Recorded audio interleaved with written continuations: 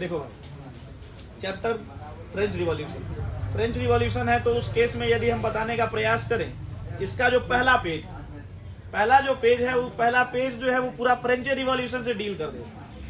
जब आप किताब पलटेंगे तो कहानी कुछ इस हिसाब से स्टार्ट है।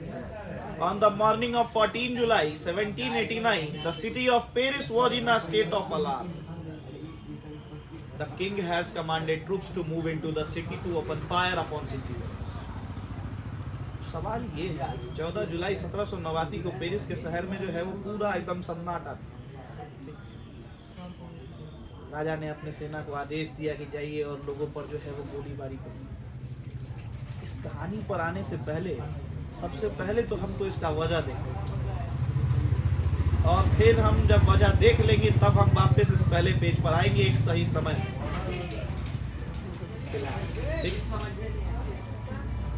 तो अब ध्यान से सुनिए। अब बात करते हैं तो यहाँ पे किस देश का बात भाई हम कर रहे हैं? फ्रांस। तो जो सबसे पहला टॉपिक है हमारा, वो टॉपिक है French society during the late 18th century. French society during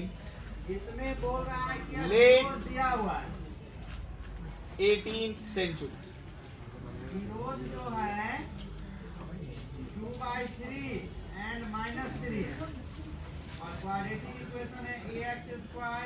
अब ध्यान से समझना बात। हम फिर से कह रहे हैं, पहला पेज इसलिए छोड़ रहे हैं क्योंकि उसको सही समय पर लाके ही जो है वो बताने में सही है। अभी यदि हम आपको पहले ही फ्रेंच रिवॉल्यूशन बता दें और उसका वजह यदि हम बाद में बताएं तो ये सही। अब बात करते हैं तो ध्यान से समझिएगा। पैराग्राफ नंबर 1 पे सबसे पहले हम बात करें तो फ्रांस। अभी जिस समय का हम बात कर रहे हैं वहां फ्रांस के रूलर का नाम है लुईस 16। क्या नाम है? A बराबर A है, लुईस 16। B बराबर 7 है और C बराबर B है।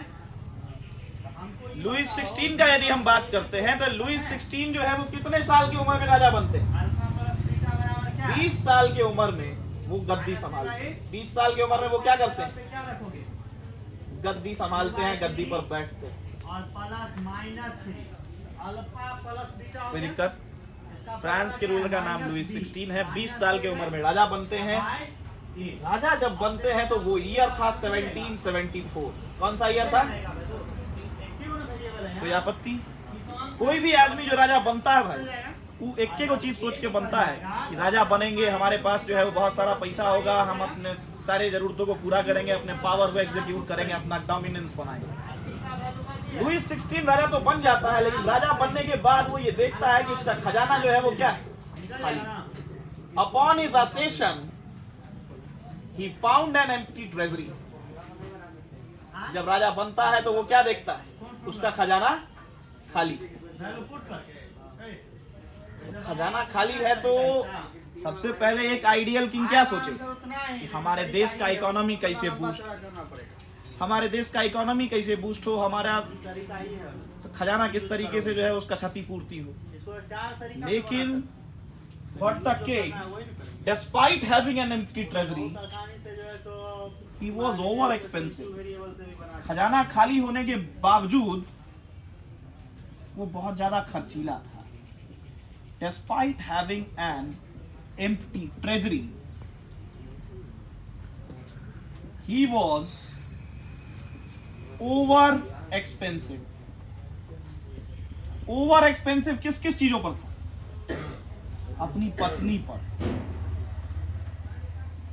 अपने महल को मेंटेन करने में इसका खर्चा होता है।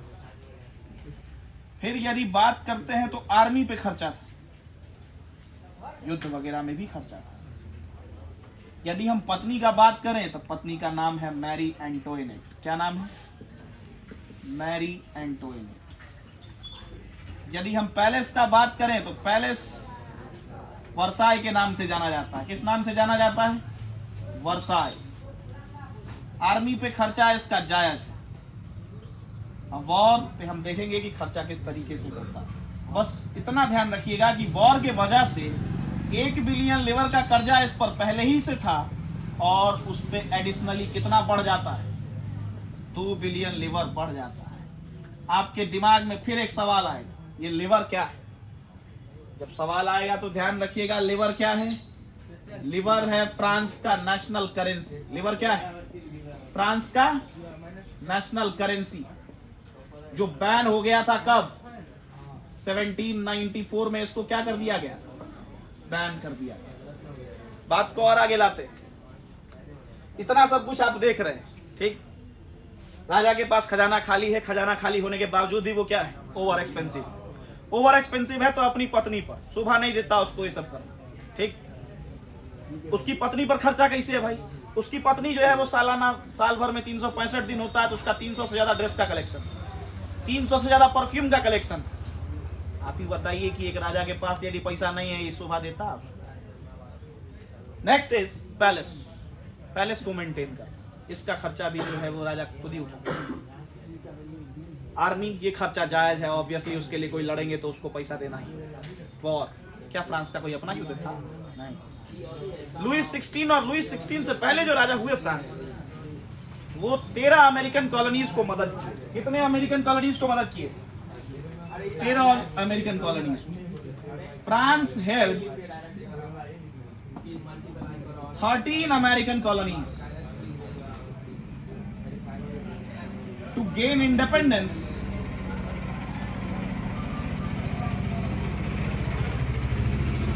from British।